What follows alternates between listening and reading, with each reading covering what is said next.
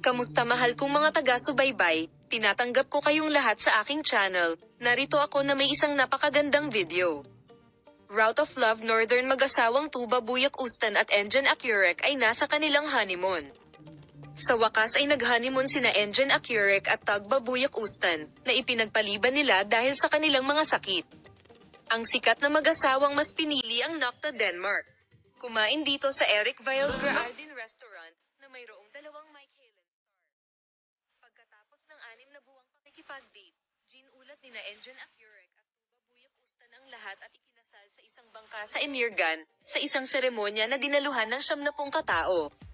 Pagkatapos ng kasal, sina Akyurek at Buyak Ustan ay nagkaroon ng impeksyon sa trangkaso, nakakulong sa bahay ng ilang araw at hindi makapunta sa kanilang honeymoon, at sa wakas, ang mga magagandang larawan at ang pinakabagong mga pagbabahagi ay nagmula sa mag-asawa na nagpunta sa kanilang ipinagpaliban na honeymoon. Sa pagsasalita sa paksa, ayon sa kalendaryo, sinabi ni Buyak Ustan na mayroong isang napakasamang epidemya.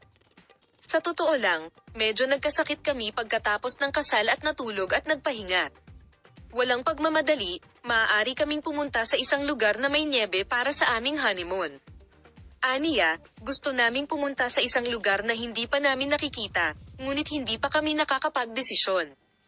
Ang sikat na mag-asawa, na nakabawi sa kanilang kalusugan, ay nagpunta sa kanilang honeymoon, kahit na naantala.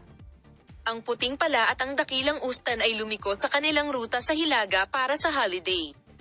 Ang sikat na mag-asawa ay pumunta sa Denmark noong isang araw, kung saan magkakaroon sila ng maikling bakasyon, at binisita ang restaurant ni Eric Dali, na may 2 bituin sa Denmark, kung saan matatagpuan ang mga sikat na chef sa mundo.